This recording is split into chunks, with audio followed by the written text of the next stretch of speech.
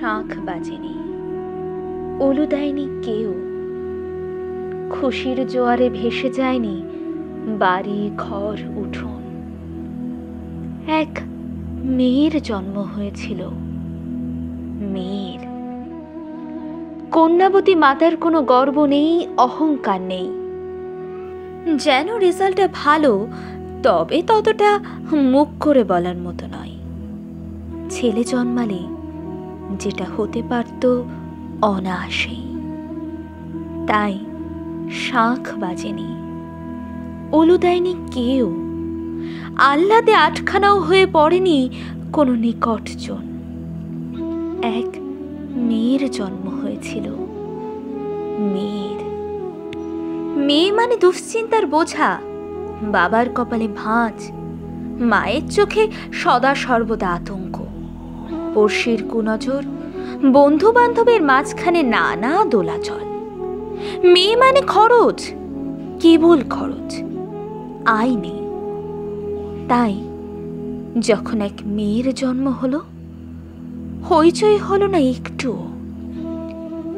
মেয়েদের অন্নপ্রাশন হয় না, হতে নেই, ওটা ছেলেদের হয়।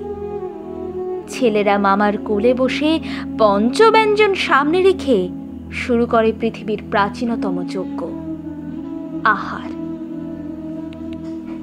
মেয়েরা তো উচ্ছিষ্টে বাঁচে, স্বামীর উচ্ছিষ্টে, পুত্র কন্যার উচ্ছিষ্টে। সবার খাওয়া শেষ হলে মেয়েরা খেতে বসে, একা একা। নিজেকেই বেড়ে নিতে হয়। কেউ বলে না, আর একটু মাছ দেব, একটু ভাত।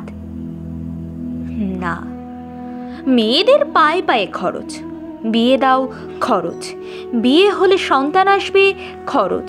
সন্তান বড় করতে হবে, খরচ।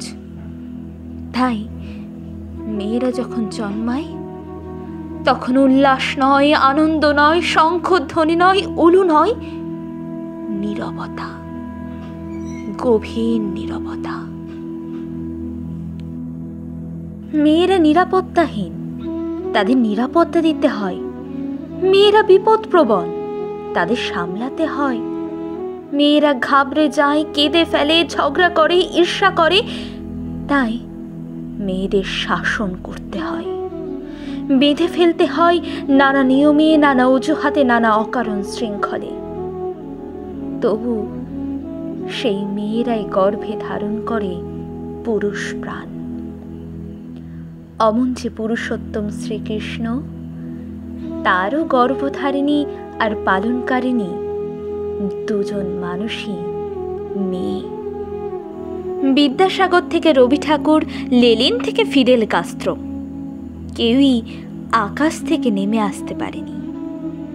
মাতৃগর্ভ থেকেই তাদের আবির্ভাব।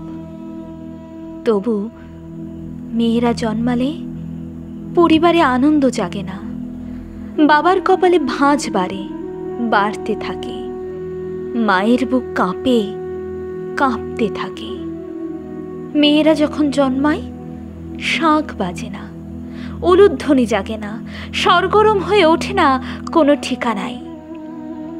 যদিও অসুর দলনের লগ্নে সমস্ত পুরুষ দেবতাদের মিলিত শক্তিতে, যিনি দুর্গতি নাশিনী দুর্গা হয়ে, দশপ্রহরণ ধারিণী মা হয়ে ত্রিশূল হস্তে এগিয়ে আসেন দিগন্তে রণদুন্ধুবি বাজিয়ে, তিনিও মেয়ে। কাল্পনিক সেই মহিলার জন্য শরতে শাঁখ বাজে। ঘরে মেয়ে জন্মালে শরতে কি শীতে কোথাও কখনো শাঁখ বাজে না।